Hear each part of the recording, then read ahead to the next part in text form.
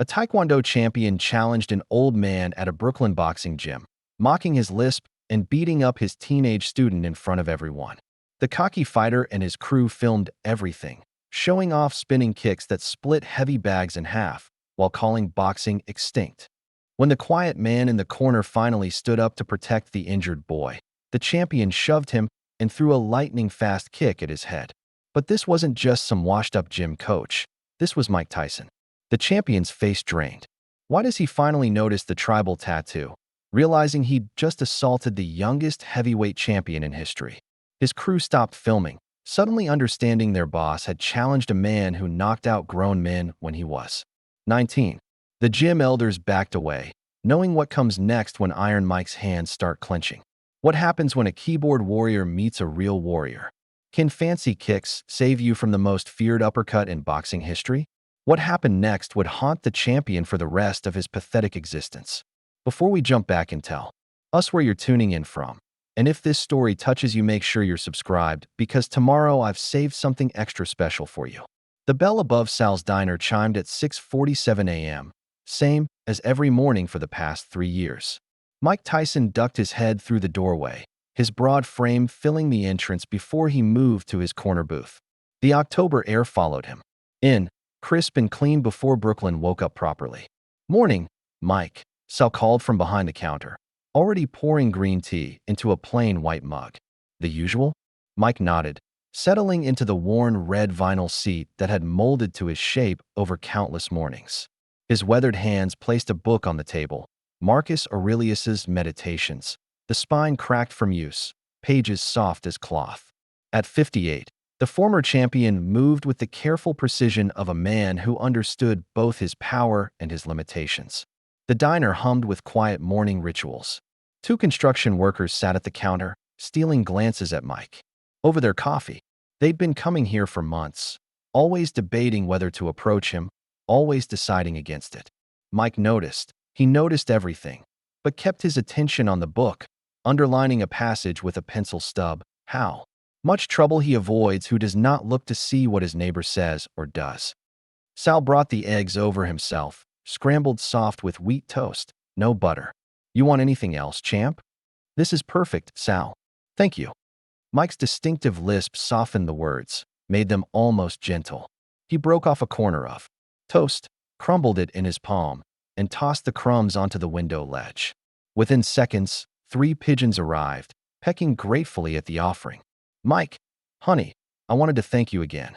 Mrs. Chun appeared beside his table, clutching her purse with both hands.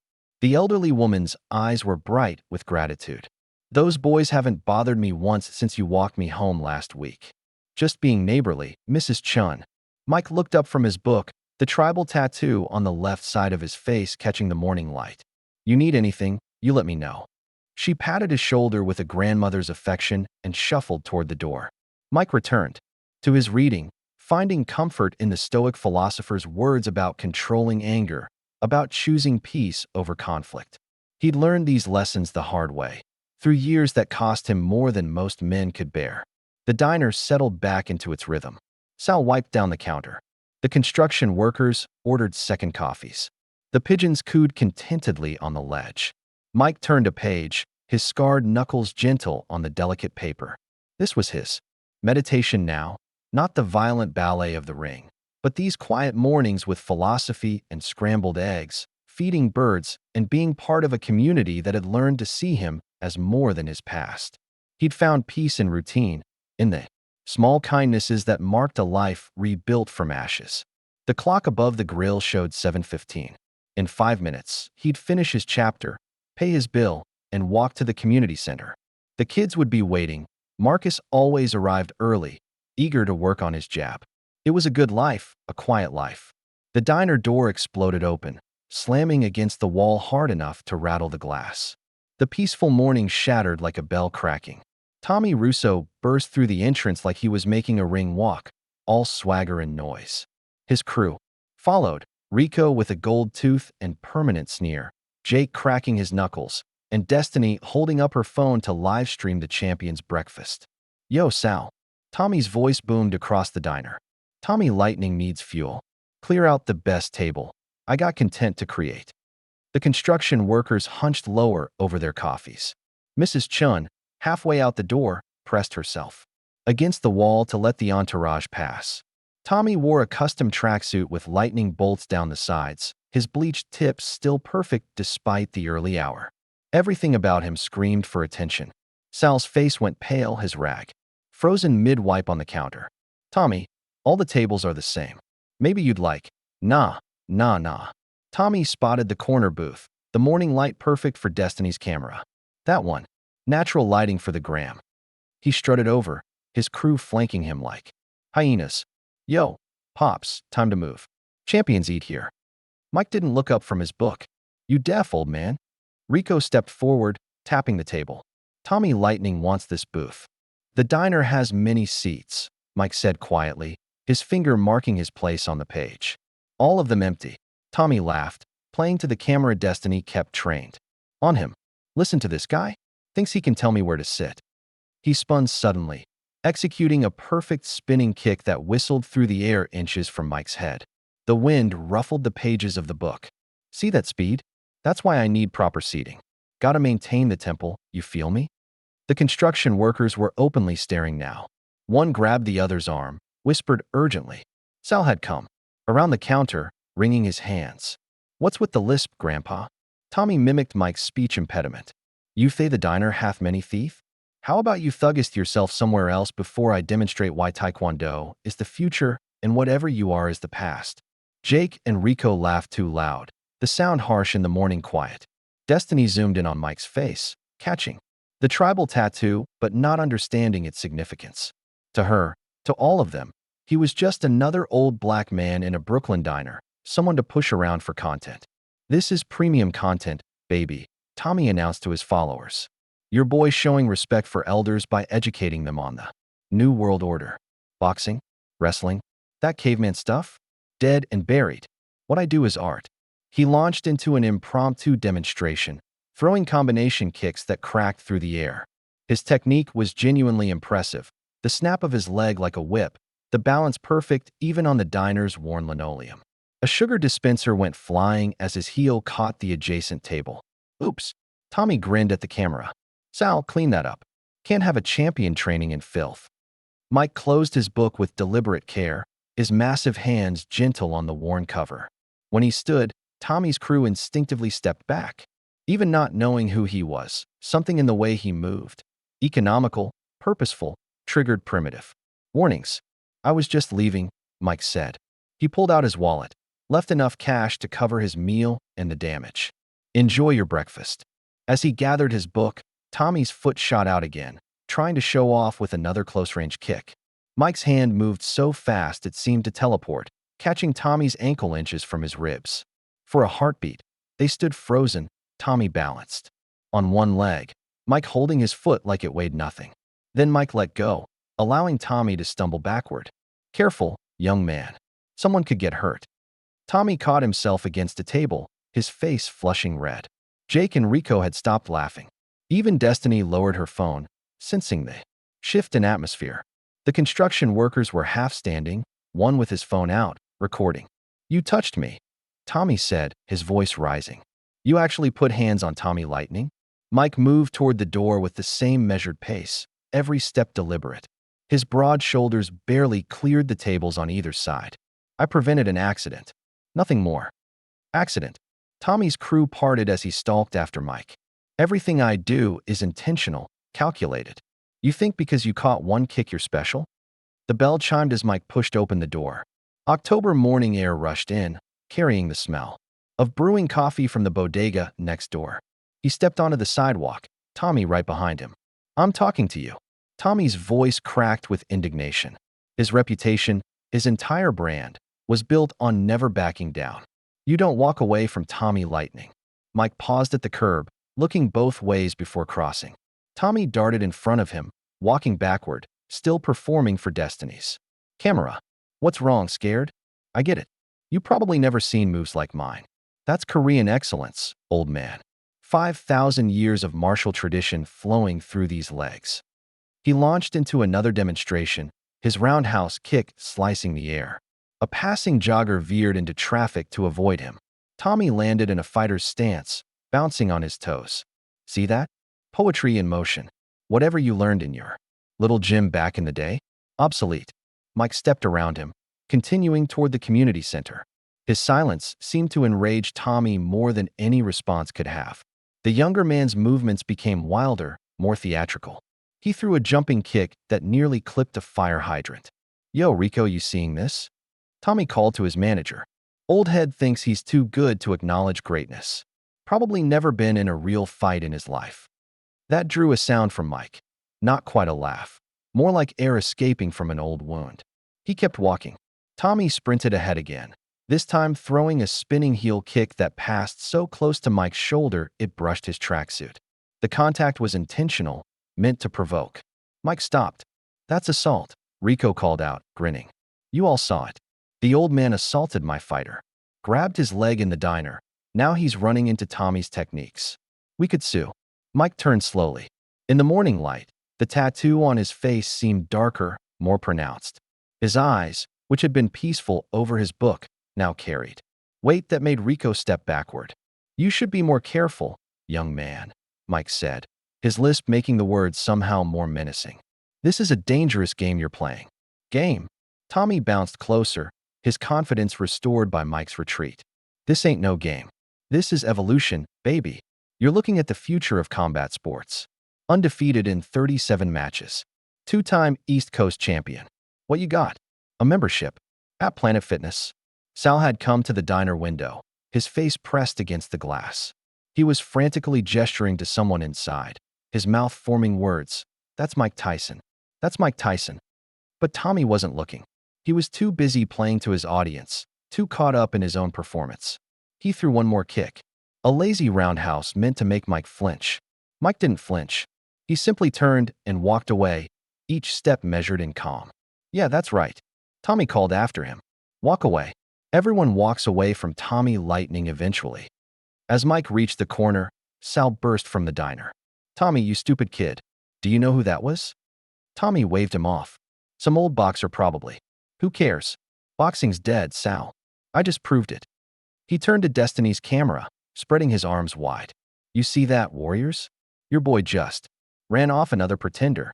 This is why traditional martial arts can't compete with. That was Mike Tyson, Sal said. The words hung in the morning air like a punch that hadn't landed yet.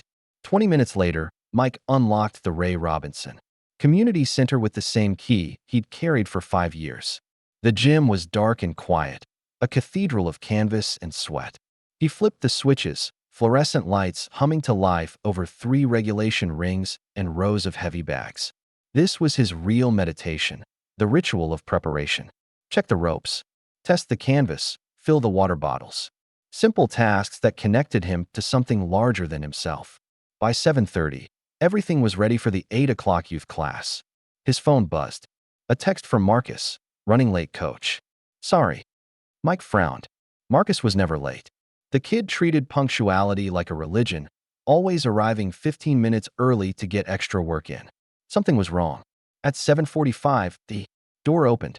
Marcus Williams slipped in, keeping his left side turned away, moving straight for the locker room. Marcus. Mike's voice was gentle but firm. Come here, son. The 16-year-old froze, shoulders slumping. He turned slowly, revealing what he'd been hiding. His left eye was swollen shut, purple and green bruising spreading across his cheekbone. His lower lip was split, and when he tried to smile, Mike saw dried blood on his teeth. It's nothing, coach. Don't lie to me. The words weren't harsh, but they cut through pretense like a sharp hook through guard.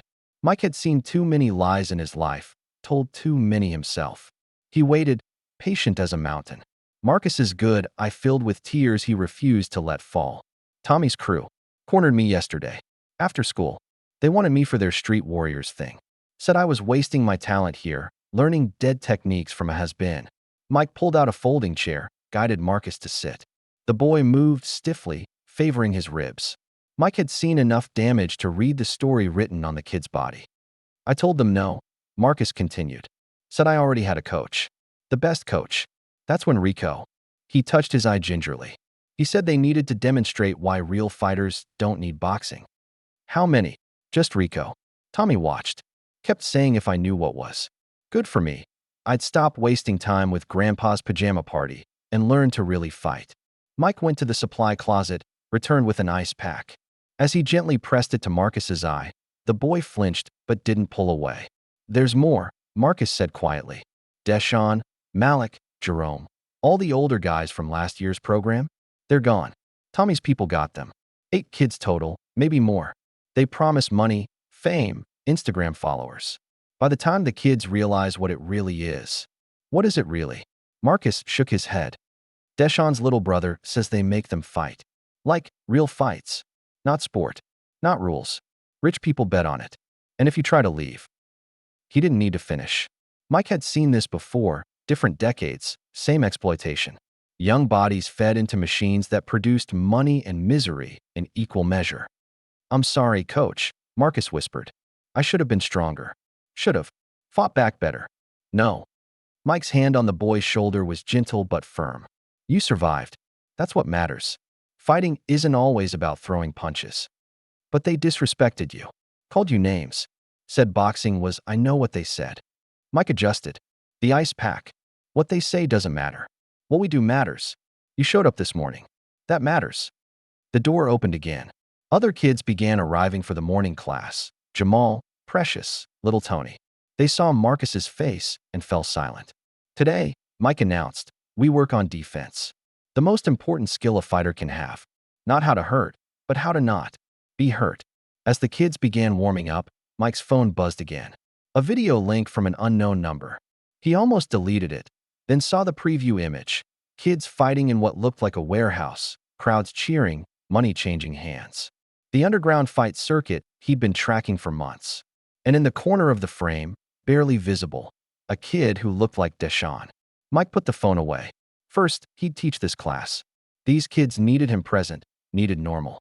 But after, he'd have to decide if staying peaceful was worth more young faces showing up broken. Or not showing up at all. The morning class was finding its rhythm when the walls started vibrating. Bass-heavy music thundered from outside, followed by the screech of custom tires on asphalt. Through the gym's windows, Mike saw a white van pull up. Lightning strikes twice, air brushed across its sides in metallic gold. Keep working on that footwork, Jamal, Mike said calmly. Eyes on your opponent, not the noise. The double doors burst open. Tommy Russo strutted in like he owned the place. Designer tracksuit catching the fluorescent lights. His crew fanned. Out behind him, Rico distributing flyers. Jake and 2 others hauling professional camera equipment.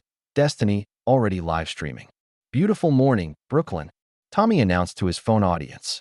Your boy Tommy Lightning here at. He glanced around with theatrical disgust. Some old-school sweatbox, showing how champions give back to the less fortunate. Without asking permission, they began setting up. Ring lights blazed to life. Cameras positioned for optimal angles.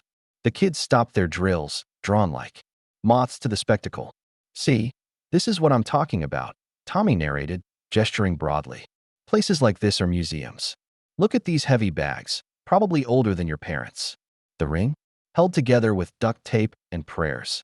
This is why boxing is extinct, warriors. Evolution passed it by. He moved to the nearest heavy bag, stretching dramatically. His flexibility was impressive, full splits, legs extending in ways that defied anatomy. The younger kids gasped. Watch and learn, little warriors. This is what 5,000 years of Korean martial science looks like. Tommy exploded into action. His first kick, a jumping spinning heel kick, connected with a crack like a gunshot. The bag folded in half. His second technique, a 540-degree tornado kick, hit with such force the chain snapped. The bag crashed to the floor, sand spilling from a 6-inch gash. Yo, did you see that? One kid whispered. He broke it in half. Tommy grinned, feeding off the attention.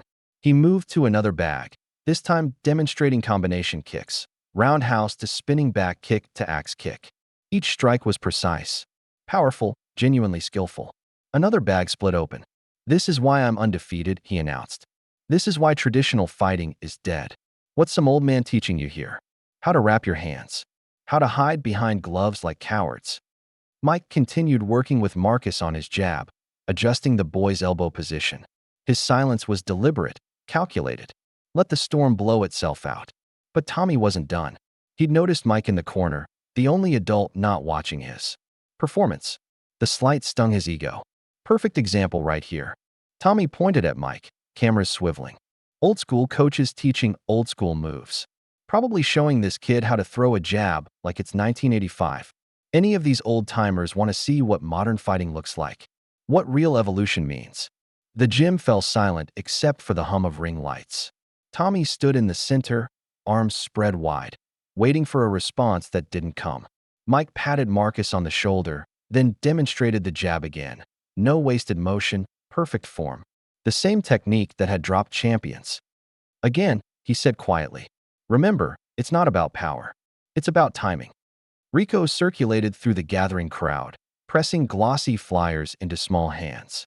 Street Warriors Academy, where real fighters are born. First month free for anyone who signs up today. Tommy Lightning himself will evaluate your potential. The production continued. Tommy had moved on to breaking boards, each crack echoing through the gym. Some kids were mesmerized, others uncertain, looking between the flashy newcomer and their regular coach. The door opened again. Keisha Williams hurried in, already late for her self-defense class. 14 years old with her brother's determined eyes, she wore secondhand workout clothes, but carried herself with dignity. Rico's predatory attention locked onto her immediately. "Well, hello there, beautiful. You here to learn fighting?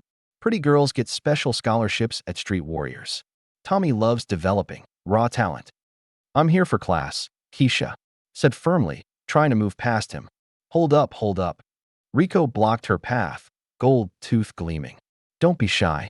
Tommy's got connections, modeling, movies, social media.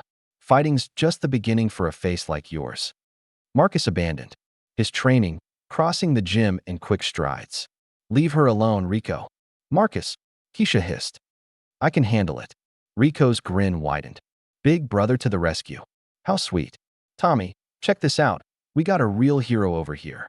Tommy's head snapped around, sensing content. His eyes lit up seeing Marcus's bruised face, the protective stance, the sister sheltering behind him. "Oh, this is perfect." Everyone gather round. His crew formed a loose circle, cameras rolling. The other kids pressed closer, torn between excitement and unease. Mike started forward, but stopped. Sometimes lessons had to be learned the hard way. "Look at this." Tommy played to his audience. "Big brother thinks he can protect baby sister. That's sweet. Real sweet. Tell me, hero, what's this gym taught you about protection?" "I'm not fighting you," Marcus said. "Fighting? Who said anything about fighting?" Tommy's smile was sharp as his kicks. "This is a demonstration. Educational. Show these kids the difference between museum pieces and evolution. Come on, throw that jab your coach was teaching you." Marcus shook his head, but Rico shoved him from behind. He stumbled forward, automatically bringing his hands up. Tommy danced away, laughing. There it is. The classic boxer stance. Like a statue. Like something from ancient history. He threw a lazy kick that tapped Marcus's guard. See how slow? How predictable? Marcus tried to circle away, but the crowd hemmed him in. He threw a tentative jab. Textbook form.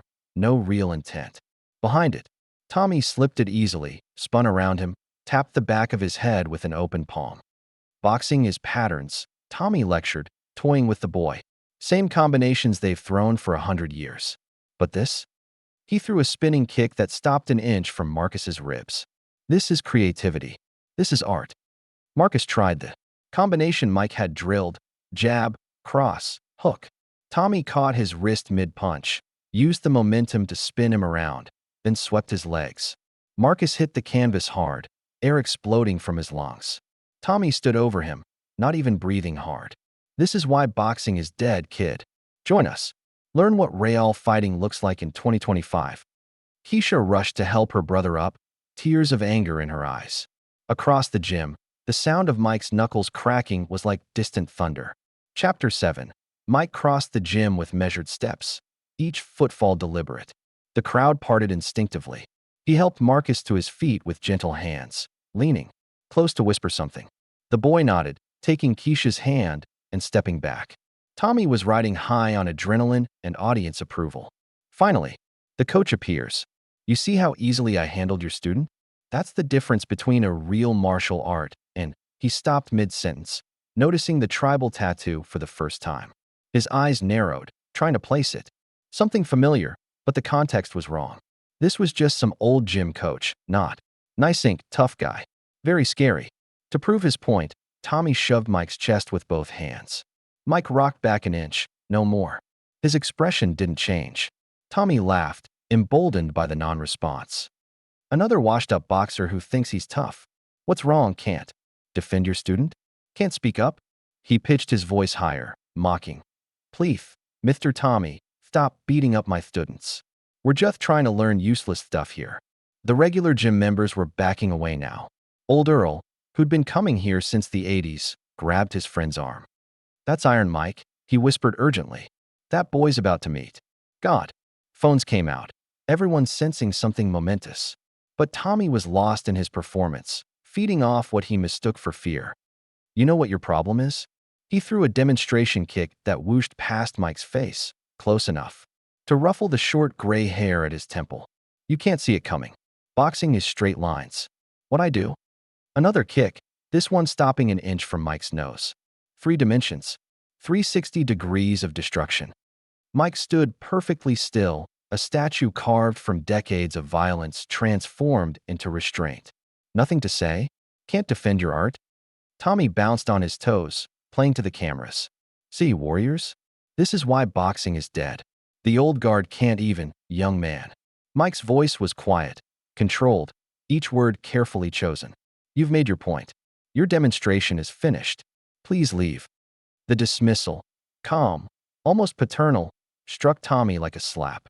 His face flushed red. Leave? Leave. He spun to face his crew. Did this fossil just try to dismiss Tommy Lightning? In front of my audience? Rico stepped forward, sensing his fighter's mounting rage. Tommy, maybe we should. No. Tommy whirled back to Mike. You don't dismiss greatness. You don't. Turn your back on evolution. I came here to educate, and class isn't over yet. He began bouncing again, psyching himself up. The gym held its collective breath. Mike still hadn't moved, hadn't raised his hands, hadn't shown any sign of the destroyer he'd once been. But his eyes, those eyes that had stared down Holyfield, Lewis, Douglas, carried weight that made smart men reconsider their choices. Tommy Russo wasn't a smart man. One last demonstration, he announced. For the cameras. For posterity. This is what happens to yesterday's fighters in today's world. He backed up, creating space. Everyone watch close. You're about to see my signature move. The technique that ended 37 fights. 5, 4, 0. Degrees of destruction. Someone in the crowd whispered, Don't do it, man. Please don't do it. But Tommy was already committing, already beginning the complex wind-up for his most devastating technique. Time seemed to slow as Tommy launched into his signature 540-degree spinning heel kick. It was, objectively, a thing of beauty, his body, rotating parallel to the ground, leg extended like a helicopter blade. All that momentum focused into his heel. In his mind, Tommy saw the outcome. The old man flinching back, maybe falling, definitely understanding that his era was over. The cameras would capture it all. Viral gold. But Mike Tyson had been reading bodies in motion since before Tommy was born. He saw the weight shift, the tell in the shoulder, the commitment point where physics took over. Like slipping Razor Ruddock's right hand. Like ducking under Francois Botha's haymaker. Simple. Basic. Fundamental. Mike stepped inside the arc of the kick, his thick shoulder bumping Tommy's hip mid-rotation. It was a tiny adjustment, the kind of subtle disruption that separated champions from everyone else. Tommy's perfect technique shattered like glass. The younger fighter's eyes went wide as his rotation broke. His extended leg, robbed of its target, carried him past where Mike had been. He stumbled, arms windmilling for balance. In the same fluid motion, so fast the cameras would need slow motion to catch it. Mike's left hand came up in a check hook. The punch that had dropped more champions than any other in heavyweight history. Perfect form, weight transferring from back foot to front, hip turning, shoulder following. It stopped 1 inch from Tommy's jaw. Tommy found himself staring at scarred knuckles, frozen in space. The fist looked like a sledgehammer wrapped in leather. He could feel the displaced air on his chin, smell the gym chalk, see every line in the weathered skin. The gymnasium exploded. That's Mike Tyson. Old Earl's voice cracked with excitement. That's Iron Mike. The recognition rippled through the crowd like electricity. Phones swung toward Mike's face, the tattoo suddenly making terrible sense. Tommy's eyes tracked up from the fist to the face, and for the first time, truly saw who stood before him. Michael Gerard Tyson, the baddest man on the planet. Kid Dynamite. Iron Mike, the man who'd become heavyweight champion at 20, who'd destroyed grown men in seconds, who'd been the physical manifestation of violence itself. Tommy's legs turned to water. Oh shit, Rico breathed. Oh shit, oh shit, oh shit. Destiny's phone clattered to the floor. Jake backed toward the door. The other crew members stood frozen, like prey that had just realized the sleepy lion was actually awake. Mike lowered his fist with the same control he'd shown in stopping it. His voice, when it came, was calm but carried decades of authority. Now you know who I am. He let that sink in, watching Tommy's face cycle through shock, fear, and humiliation. You came into my gym, disrespected my students, hurt this boy, threatened these kids, destroyed my equipment. Each word landed like a body shot. Tommy tried to speak, but only managed a strangled sound. Tomorrow, Mike continued. Noon. This ring. Boxing rules. We'll settle this properly.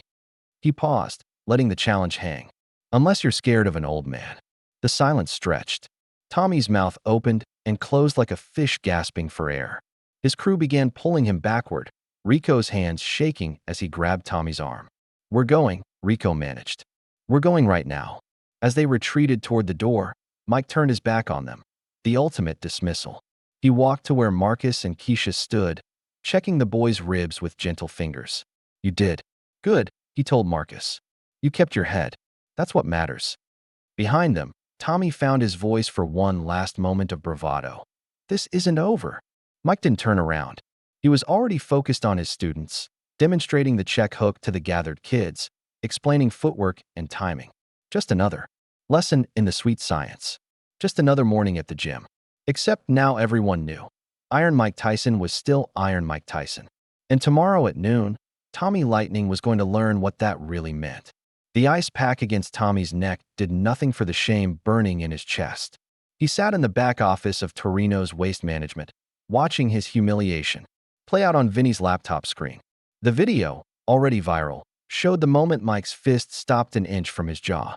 The moment his reputation died. You challenged Mike fucking Tyson? Vincent Torino leaned back in his leather chair, manicured fingers steepled. On camera, the office reeked of cigar smoke and old violence.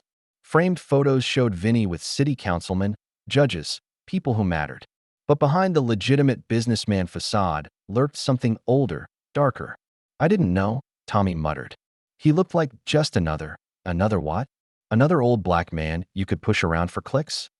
Vinny's voice stayed conversational, which made it worse. You know what this is, Tommy? Tommy knew better than to answer.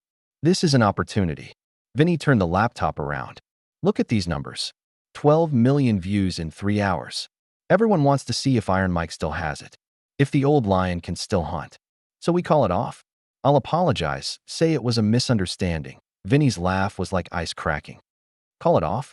Tommy, you don't understand. This fight is happening. Just not at that community center. He pulled out his phone, showed Tommy a website. Dark web, encrypted, anonymous. My warehouse in Red Hook. Private event. We'll stream it here, take international bets. The publicity you've created? It's worth 50 million, maybe more. Vinny, I'm not what? Not a killer? Vinny stood, moved to the window overlooking the waste trucks. You know why Tyson's sniffing around? He's been tracking our operation, getting close to our recruitment pipeline. Your Street Warriors program. Tommy's stomach dropped. He knows? He suspects. Which is why this is perfect. Vinny turned back, eyes dead as a shark's. Heart attack. Old man couldn't handle the strain. Tragic, but these things happen. Especially when someone's been injected with the right chemicals. I won't. The door opened. Carmine DeStefano entered, all 250 pounds of violent potential. He placed a Glock on the desk with casual precision. You won't what? Vinny asked pleasantly. Tommy stared at the gun. His crew, Rico, Jake, Destiny, waited in the outer office, probably thinking this was about fight promotion. They had No idea what they'd stumbled into. The underground fights, Tommy said slowly. The kids we recruit. I thought it was just marketing, building tough fighters. It's a business, Tommy, worth hundreds of millions. And Mr. Tyson threatens that business. Vinny returned to his chair. So tomorrow, you'll fight. You'll use every dirty trick. And when the moment comes, when he's vulnerable, you'll end it. And if I refuse? Carmine cracked his knuckles. The sound was like bones breaking. Then tonight's video of you getting punked by an old man? That'll be the last thing anyone remembers about Tommy Lightning. Vinny smiled, cold and paternal. But why refuse? You're a fighter, aren't you? Time to prove it. One way or another. Sal's diner felt different with boarded windows. The cozy warmth had been violated, turned into something that needed defending. Mike sat across from Sal, studying photographs spread on the table like evidence of a life interrupted. Joey was a good kid, Sal said, touching a photo of his grandson. In cap and gown. Full scholarship to St. John's. Engineering. He was going to build things, Mike. Important things. The pictures told a story. Joey at graduation, Joey helping in the diner, Joey with his grandmother before she died. A kid with a future, until he wasn't. When did he disappear? 6 months ago, right after he went to one of those recruitment things. Tommy's people, they promised easy money. Said he could make $5,000 in one night, pay for his books, help with the diner. Mike studied security footage on Sal's ancient laptop. There, Joey leaving with Rico, looking excited. The timestamp read 3:47 a.m., March 15th. I went to the police, Sal continued. They said he was an adult, probably ran off. But Joey wouldn't do that. He wouldn't leave without saying goodbye. Through the boarded window, headlights swept across the diner. Mike tensed, but it was just a passing truck. The violation of this place, Sal's life work, sat heavy in his chest. I've been tracking them, Mike said quietly. The fight circuit. Kids go in, not all come out. The ones that do. He thought of broken young men, spirits crushed, bodies damaged beyond repair. They're not the same. Can you find him? Before Mike could answer, glass exploded. A brick crashed through the one unboarded window, landing on their table, scattering photos. Outside, engines roared. Tommy's van peeled out, someone hanging from the passenger window with spray paint. Mike moved fast for a big man, but they were already gone. On the remaining glass, dripping red paint spelled out, washed up. Mike, I'm sorry, Sal started, but Mike was already grabbing plywood from behind the counter. Don't apologize for other people's weakness, Mike said, starting to board the broken window. This is between me and them. His phone buzzed. Unknown number, Brooklyn area code. The message was brief. Joey's alive. Warehouse on Beard Street. Come alone. Midnight. Attached was a photo, grainy, distant, but unmistakably Joey. Thinner, scarred, but alive. What is it? Sal asked. Mike deleted the message. Nothing. Hand me that hammer.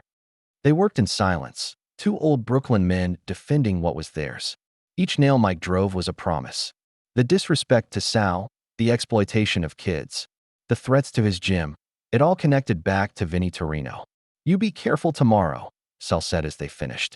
That boy, he's not just some punk. He's connected to bad people. I know. Mike tested the boards, solid now. That's why this needs to happen. You could walk away.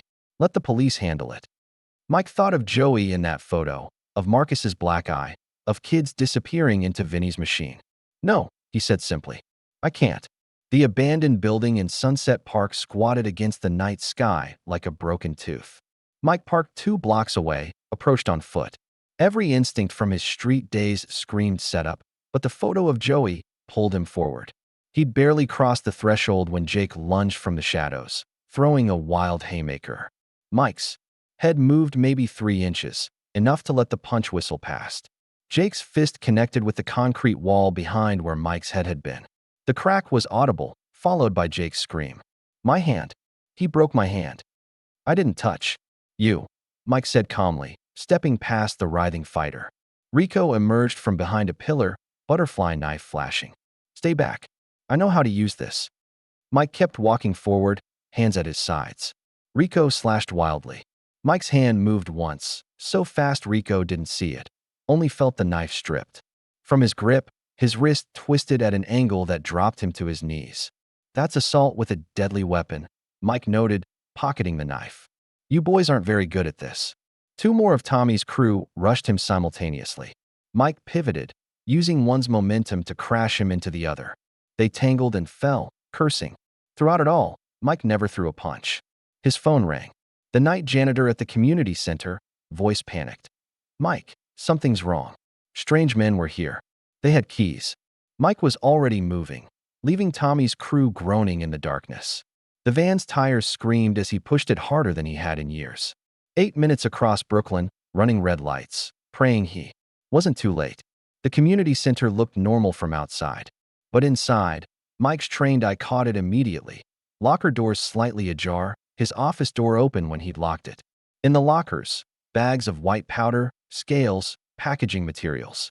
Under his desk, bundles of cash with bank bands, serial numbers that would trace to robberies.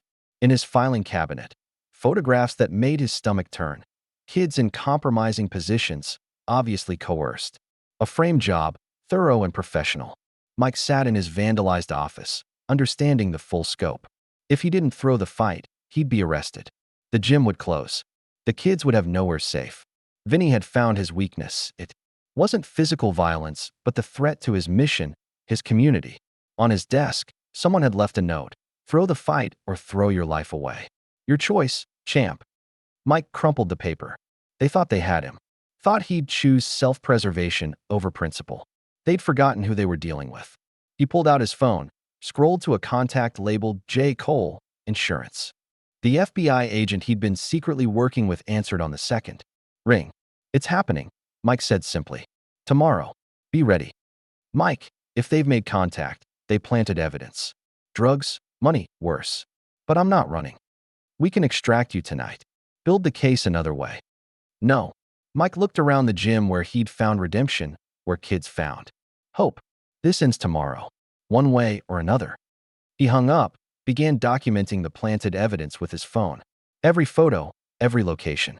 Tomorrow, he'd enter that ring knowing Vinny expected him to die. But Mike Tyson had been counted out before. 5 a.m. came like a call to prayer. Mike hadn't slept, couldn't sleep with war approaching. He drove through empty Brooklyn streets to Queens, to a building that shouldn't exist anymore. Cuss House. The sign had faded, the windows were boarded, but Mike had kept the power on, the equipment maintained. A shrine to the man who'd saved him from the streets, who'd built him into a destroyer, then watched that destruction turn inward. The door opened to his key. Inside, time had stopped in 1985. Heavy bags hung like sleeping giants. The ring waited, patient as a grave. Photos lined the walls. Young Mike with Cuz D'Amato, championship belts, moments before everything went wrong. Mike began with shadowboxing, muscle memory awakening. The peak boost stance felt like coming home, hands high, chin tucked, constant movement. But his body told different stories now. The joints protested, the wind came harder, the combinations that once flowed like water now needed thought. You look like shit, kid. Mike didn't startle. Part of him had expected this. Old Mickey emerged from the shadows, 82 years old, and moving like every one of them hurt. Cuz D'Amato's last friend, keeper of the old ways. Heard you got a fight, Mickey said, producing an ancient stopwatch. Also heard it ain't exactly sanctioned. Mike worked the heavy bag, finding rhythm. His power was still there, the bag. Jumped with each hook, but the speed had faded. What took 1 second at 20 took 2 at 58. You're punching angry, Mickey observed. Cuz taught you better. Box with your brain, not your pain. They're hurting kids, Mick. And you're gonna save them by dying in some warehouse. Mickey spat tobacco juice into a cup that had to be 40 years old. That what Cuz would want. Mike stopped punching. Sweat ran down his face, mixing with something that might have been tears. What would Cuz want, he asked. Mickey studied him for a long moment. Then he smiled, showing gaps where teeth used to be. He'd want you to remember everything he taught you. Not just the violence, kid. The science. The sweet science. For the next 3 hours, they worked. Not on power. Mike had plenty. Not on conditioning. One day wouldn't matter. They worked on timing, on angles, on the subtle shifts that turned boxing from brawling into chess. This Tommy kid, Mickey said as he wrapped Mike's hands. The ritual unchanged since childhood. He's fast, flexible, got kicks you ain't seen. I've seen enough. But he ain't never been hit. Not really hit. not by someone who knows how. Mickey finished the wraps, perfect after all these years. One clean shot, kid. That's all you need. One moment of truth. Mike flexed his wrapped hands.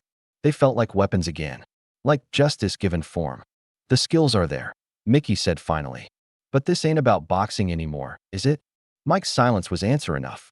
Then remember what Cuz always said. Mickey gripped Mike's shoulder with surprising strength. The hero and the coward both feel fear. The hero uses his fear, projects it onto his opponent. The coward runs. Mike nodded, touching gloves in the old salute. Time to stop running. The antiseptic smell of Brooklyn Methodist Hospital brought back too many memories.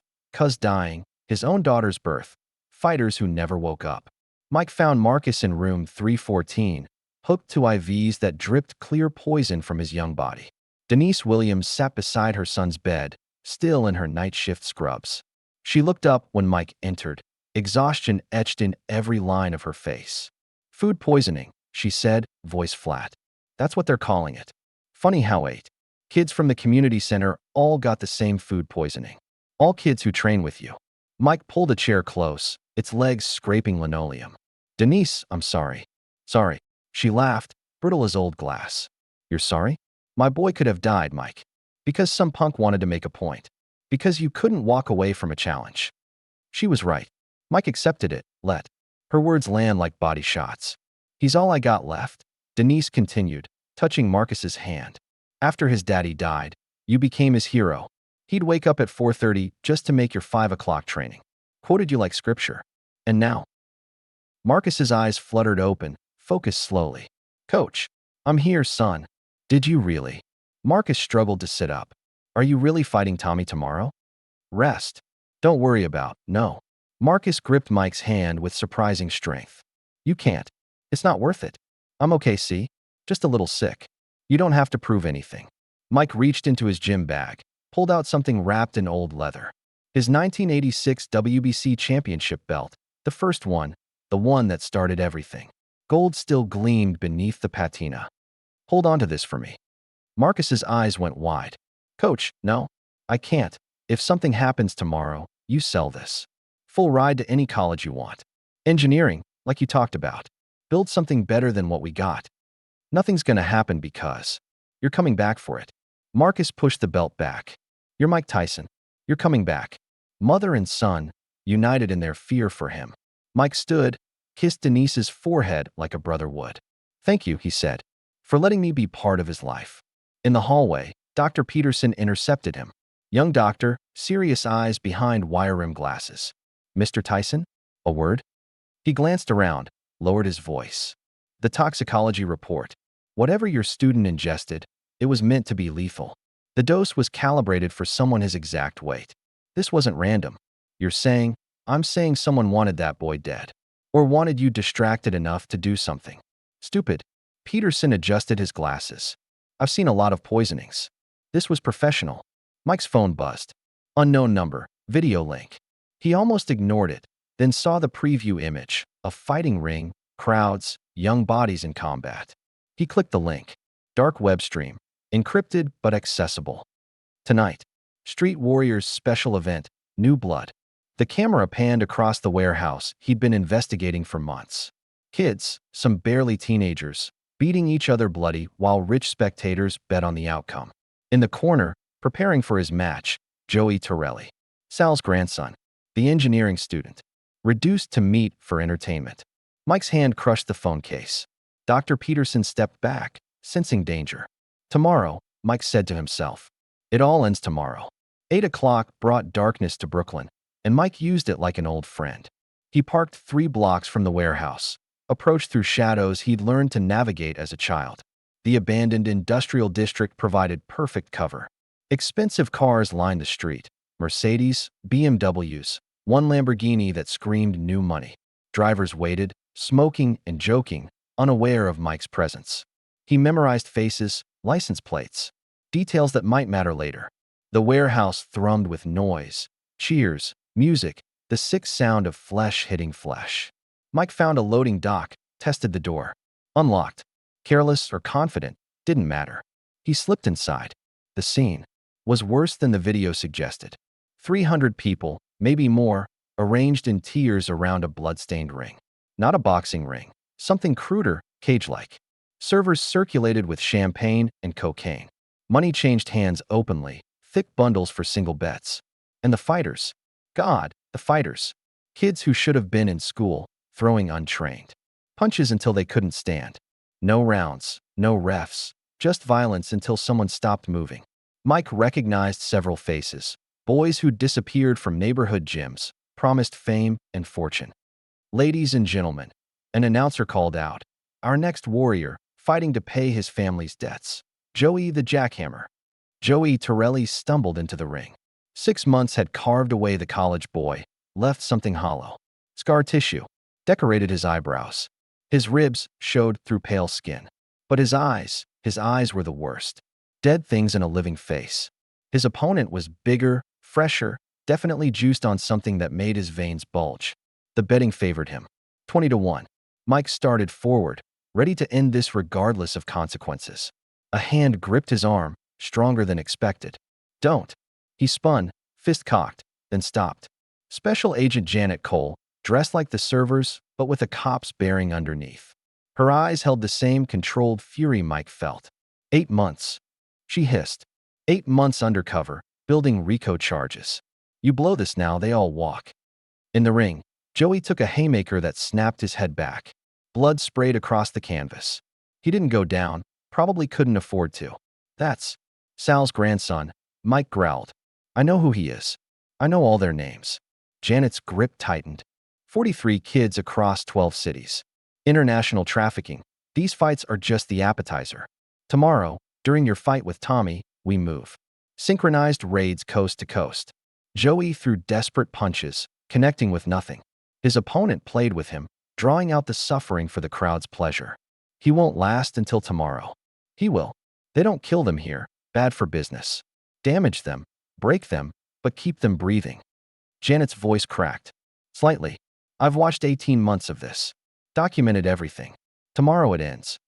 The bigger fighter landed a combination that dropped Joey to his knees. The crowd roared approval. Someone yelled to finish it. But Joey saw Mike. For just a second, their eyes met across the warehouse. Something flickered in that dead gaze. Recognition, hope, shame. His split lips formed one word. "Coach." Then, the next punch landed, and Joey crumpled. Mike's hands became fists. Janet felt the change, stepped between him and the ring. 24 hours, she pleaded. "Give me 24 hours. Your fight draws everyone important here. Vinny, his lieutenants, the money men. We get them all." Mike forced himself to turn away as they dragged Joey from the ring, forced himself to walk back through the shadows, forced himself to drive away while children bled for sport. In his car, he gripped the steering wheel until the leather creaked, until his knuckles went white, until the old rage threatened to consume everything Cuz had taught him about control. Tomorrow. Everything ended tomorrow. Morning came like a slap. Mike's phone hadn't stopped buzzing since dawn. Reporters, old friends, people who hadn't called in years suddenly concerned. He ignored them all, focusing on the simple ritual of breakfast at Sal's. The diner was surrounded. News vans clogged the street. Reporters thrust microphones at anyone entering. Hashtag Tyson versus Tommy had gone global overnight. Mike pushed through the scrum, saying nothing. Inside, Sal had the TV on, couldn't help himself. Elderly abuse, Skip Bayless ranted. "Mike Tyson is 58 years old. This isn't courage, it's dementia. Tommy Russo will literally kick his head off." Colin Cowherd agreed. "Look, I respect what Tyson was. Past tense. But Father Time is undefeated. This is just sad." Sal changed the channel in disgust. ESPN wasn't better. "The betting lines say it all," Stephen A. Smith declared. "Tommy Russo, minus 800. You'd have to bet $800 just to win 100. That's how sure Vegas is that Iron Mike gets hurt." But then, a different voice. Evander Holyfield on CNN, calm and certain. "Y'all don't know Mike like I do. Iron Mike is still Iron Mike. That power don't leave. That knowledge don't fade. Tommy better pray Mike shows mercy." Roy Jones Jr. tweeted, "These young boys about to learn why we feared this man. Mike Tyson ain't just a name. It's a warning." Mike turned from the TV, focused on his eggs. Sal set down fresh coffee, hands shaking slightly. You sure about this? It's already done, Sal. Just waiting for noon. Outside, Tommy held court. On the sidewalk, surrounded by cameras. His confidence seemed forced now, propped up by whatever Vinny's people kept feeding him. Dark circles ringed his eyes. His movements were too quick, too twitchy. Mike Tyson was great for his era, Tommy proclaimed. But evolution doesn't care about nostalgia. I'm going to retire him. Permanently. Send him into the sunset, where he belongs. Someone should tell that boy to stop talking, Sal muttered. At 11, Mike left through the back, avoiding the circus. One reporter managed to corner him. Mike, any words for Tommy? Any response to him calling you a fossil? Mike stopped, looked directly into the camera. His voice was quiet, controlled. Talk is cheap. See you at noon. That's all. But something in his eyes made the reporter step back. Mike drove to the warehouse, Marcus's championship belt and his gym bag. The streets leading to Red Hook were already packed. FBI surveillance vans masqueraded as news trucks. Janet had been busy. In the parking lot, Vinny Torino waited like a spider in his web, surrounded by muscle. Mike, the man of the hour. He spread his arms wide. You ready to make history? Or make money? 500,000 to take a dive. Cash. No questions. Mike walked past without acknowledgement. Pride's expensive, champ, Vinny called after him. Hope you can afford it. Inside the warehouse, workers had transformed the space. Professional lighting, multiple camera angles, and actual boxing. Ring instead of last night's cage. The crowd was different too, still criminals, but dressed better, pretending at legitimacy. As Mike entered his makeshift locker room, he passed Tommy being cornered by Vinny's doctor.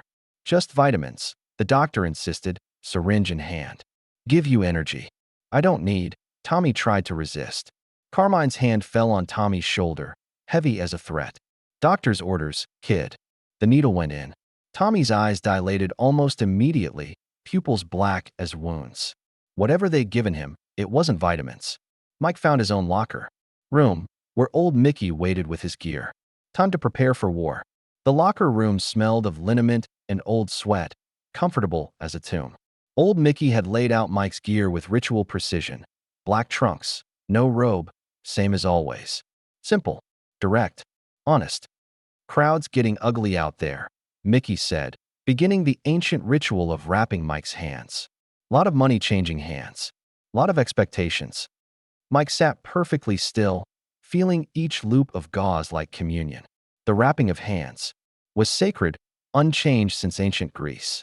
It transformed flesh into weapons, but more importantly, it marked the transition from man to warrior. Vinny tried to buy me off, Mike said. Course he did. Mickey's gnarled fingers worked with practiced efficiency. Man like him don't understand fighting for something more than money. Through the thin walls, they could hear Tommy ranting. His voice too high, too fast. Whatever they'd shot him up with was hitting hard. I'm gonna destroy him, Tommy screamed. Gonna end his whole legacy. Show everyone that. A crash, like equipment being thrown. Mickey shook his head. Boys. Scared. Scared and high. Dangerous combination.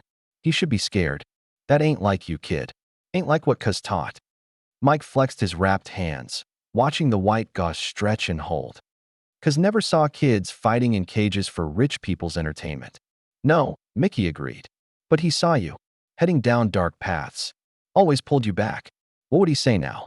Before Mike could answer, the door opened. Janet Cole entered, dressed as a ring girl, but with an earpiece barely visible. We're in position, she said quietly. 12 cities, synchronized. When the main event starts, we move. Just, she paused. Try to last at least 3 rounds. Give us time to get everyone. And Joey, extraction team's ready. Him and 14 others in the building. We get them all. She left, high heels clicking on concrete. Mickey finished the wrapping, perfect as always. There, he said. Now you're ready. A knock at the door. 5 minutes, Mr. Tyson. Mike stood, rolled his shoulders. The old feelings returned, pre-fight calm settling over him like armor. In 5 minutes, violence would explode. But right now, in this moment, there was only preparation and purpose. He walked to the small bathroom, needing a moment alone. The mirror showed a different man than the one who'd terrorized the heavyweight division. Older, calmer, carrying weight that wasn't physical. The bathroom door opened. Joey Torelli stood there in janitor's coveralls, pushing a mop bucket that trembled with his hands. "Mr. Tyson?" Joey's voice broke. I'm sorry. I'm so sorry." Mike pulled the boy into an embrace. Joey broke down, sobbing into Mike's chest. "I just wanted to help Grandpa. After Grandma died, the diner was struggling, and they said one fight. Just one. But then they had videos of what I did. Said they'd release them if I didn't keep fighting, and I couldn't." "Stop." Mike held him at arm's length. "You survived. That's what matters. After today, you're free. All of you." "How can you know that?" Mike smiled, the expression transforming his face. "Because I'm Mike Tyson. And in about 10 minutes, I'm going to remind everyone what that means." The announcer's voice boomed through the warehouse. "Ladies and gentlemen, tonight's special attraction." Mike touched his glove to Marcus's belt, said a prayer to Cuz's memory, and walked toward his destiny. The crowd's roar hit like a physical force. Lights blazed. Cameras rolled. In the opposite corner, Tommy bounced like a meth addict, all twitchy energy and chemical rage. The bell was about to ring on more than just a fight. It was about to ring on an empire built from children's blood. Tommy entered first, smoke machines, strobes, Korean drums pounding. He performed aerial kicks mid-entrance, breaking boards, held by ring girls. The crowd ate it up, money flowing on betting apps. Mike entered to silence. No music, no robe, just footsteps on concrete. Black trunks, wrapped hands, the tattoo unmistakable under the lights. The warehouse split, half booing, half electric with recognition. Vinny watched from his VIP section, Carmine beside him with an open briefcase. The referee, Vinny's man, explained special rules: 5 rounds, smaller gloves, limited restrictions. Tommy bounced manically, the drugs making him twitch. "Ready to die, old man?" Mike stood motionless, reading Tommy's rhythm, his weight distribution, the tell on his shoulders. The bell rang. Tommy exploded forward with a jumping, spinning kick that would have beheaded most men. Mike stepped right, minimal movement, the kick whistling past. Tommy landed, immediately launched into combinations: roundhouse, spinning back kick, axe kick. Each technique perfect, lightning fast. Mike covered up, weathering the storm. His blocks were precise, economical. He wasn't trying to win yet, just learning, timing, waiting. Tommy's confidence soared. The old man was just defending. He loaded, up for his signature 540-degree kick. Time to teach the first lesson. The kick was perfect, rotation tight, leg extended like a helicopter blade. But Mike had seen it before. As Tommy committed to the spin, Mike stepped inside, checking his hip with one shoulder. Tommy's rotation shattered. He landed awkwardly, off balance. In that instant, Mike pivoted and threw a left hook to the body. Not full power, maybe 60%, but placed with surgical precision under the floating ribs. Tommy folded like paper, dropping to one knee. First time in his career, he'd been truly hurt. The crowd exploded. The referee started a fast count, but Tommy beat it at 7, eyes wide with shock. Mike didn't pursue. He returned to center ring, calm as a frozen lake. Tommy tried to reset, but the hook had done its work. His kicks now had a hitch. He couldn't rotate fully on that side. Desperate, he started mixing in punches, wild haymakers with no technique. Fatal mistake. Mike's head movement activated, the peekaboo style that had terrified a generation. Slip left, roll right, making Tommy miss by millimeters. Each miss made Tommy wilder, more desperate. Mike started timing him, landing jabs that snapped Tommy's head back. Not trying to kill him, just educating. Blood appeared on Tommy's nose. The round ended with Tommy stumbling to his corner, his aura of invincibility shattered. Between rounds, chaos in Tommy's corner. He refused the second injection, until Carmine held him down. The chemicals hit his system like lightning, pupils dilating, body trembling with artificial rage. Round 2 began with Tommy fighting like a man possessed. Every technique in his arsenal: flying knees, spinning elbows, even attempted takedowns. The referee let it all go. Mike was forced to truly fight now. He caught a kick, countered with an overhand right that dropped Tommy flat. The younger fighter bounced up, chemically unable to stay down, blood streaming from his nose. Tommy landed a spinning back fist that opened a cut above Mike's eye. The crowd smelled upset, but the sight of his own blood triggered something primal. In Mike, The next 90 seconds became a masterclass. Mike entered the zone that had made him the youngest heavyweight champion. Controlled violence, precise destruction, body shots that broke ribs, hooks that rearranged organs, an uppercut that lifted Tommy off his feet. Tommy was out on his feet, held up only by drugs and stubbornness. His corner was screaming for him to stay down. But Vinny's investment demanded more. The round ended with Tommy barely standing, Mike painted in blood but unbowed. Vinny made a signal to Carmine.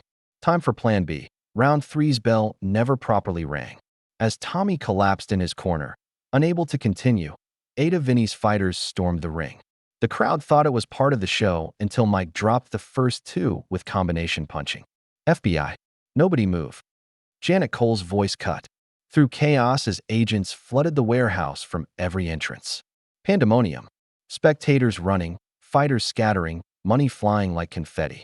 In the ring, Mike fought not for himself, but to protect Tommy, who was convulsing from the drug overdose. 2 thugs tried to stomp the fallen champion. Mike covered him, taking shots meant for his opponent. Gunfire erupted. Carmine had pulled his weapon, shooting wildly. Janet dropped him with a single shot to the shoulder. Joey appeared with other captive fighters, now fighting for freedom against their captors. Through the melee, Mike spotted Vinny trying to escape toward the loading dock.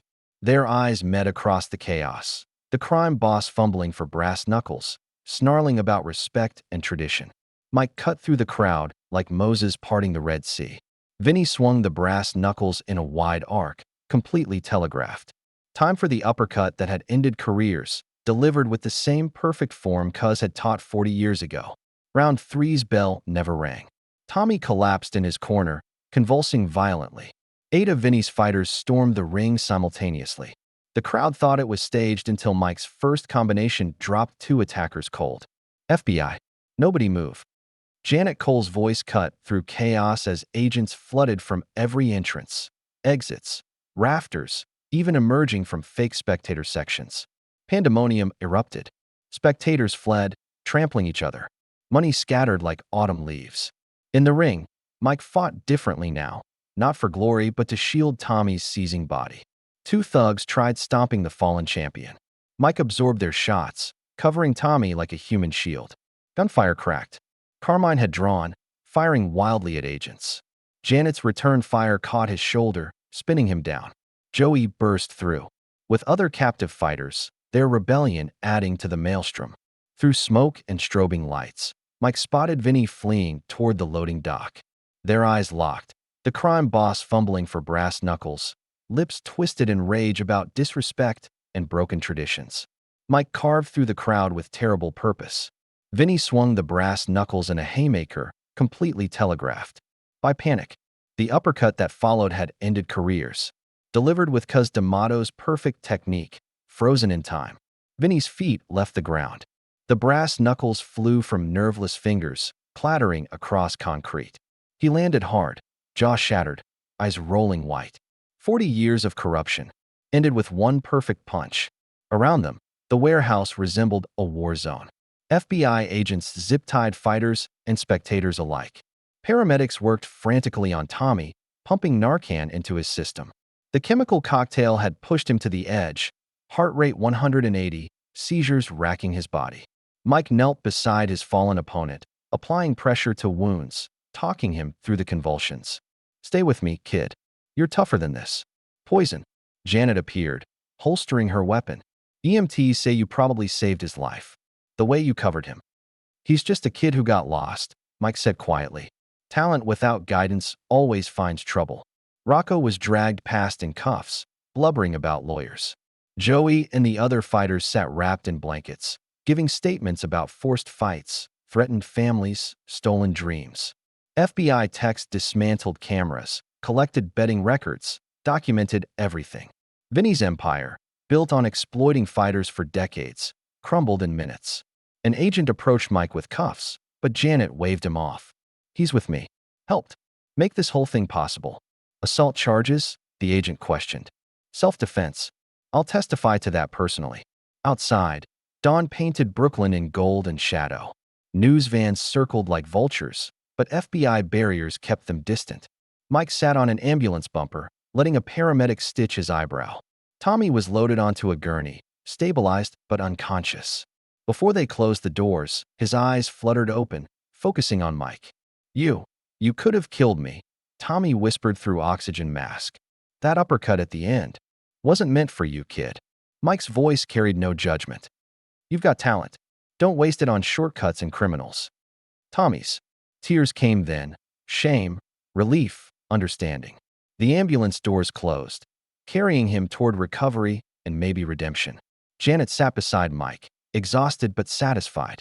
14 arrests, including Vinny Torino. The Torino family's done.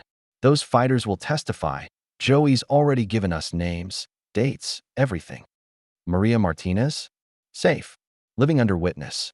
Protection until trial. Her testimony started this investigation 2 years ago. Mike nodded, remembering his brother. Carl would have appreciated that. He always said the system could work if good people didn't give up. Your brother sounds like he was wise. He was. Mike stood, testing bruised ribs. Just wish wisdom hadn't cost him so much. 6 weeks later, Mike watched from the gallery as Vinny Torino shuffled into court, jaw wired shut, orange jumpsuit hanging loose. The crime boss who'd terrorized Brooklyn's fighting scene looked small, ordinary, beaten. Tommy Chin testified, via video link from rehab, detailing the drug injections, the threats, the systematic destruction of young fighters. His championship was gone, career likely over, but his words carried weight. Joey wore a suit, nervous but determined. He named names, described fixed fights, identified every corrupt referee and doctor. Other fighters followed, each story another nail in Vinny's coffin. When verdict came, guilty on all counts, life without parole, Vinny's empire officially died. His remaining crew scattered like roaches, their protection racket over. Outside the courthouse, Mike found Tommy waiting. Clean now, moving stiffly but clear-eyed.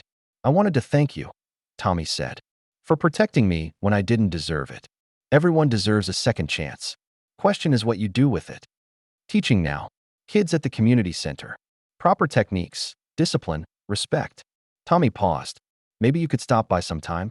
Show them what real boxing looks like. Mike almost smiled. Maybe. They shook hands, former enemies, now understanding something about honor that Vinny never could. Mike's gym reopened quietly. No fanfare, no media, just word spreading through Brooklyn's gyms that Iron Mike was teaching again. Not for glory or money, but for kids who needed direction. The basement was transformed. Joey had helped strip out the blood and memories, installing proper equipment donated by fighters Vinny had exploited. Carl's picture hung by the door, watching over a place that honored his belief in second chances. Mike taught fundamentals.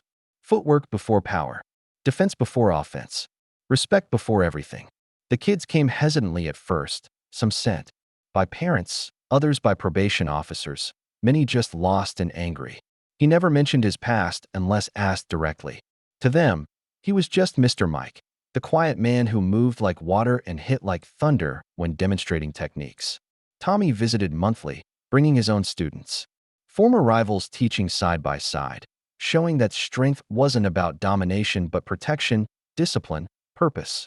Janet stopped by occasionally, updating him on trials, convictions, the slow dismantling of corruption that had poisoned Brooklyn's fighting community for generations. One evening, alone in the gym, Mike shadowboxed in the ring. The movements came naturally still, slip, weave, counter. In the mirrors, he caught glimpses of his younger self, the destroyer who'd terrified the world. But that man was gone. What remained was better, a teacher, protector, keeper of the old ways. The real ways. The fighter's way. If you liked the story, please watch another story on our channel and subscribe to the channel.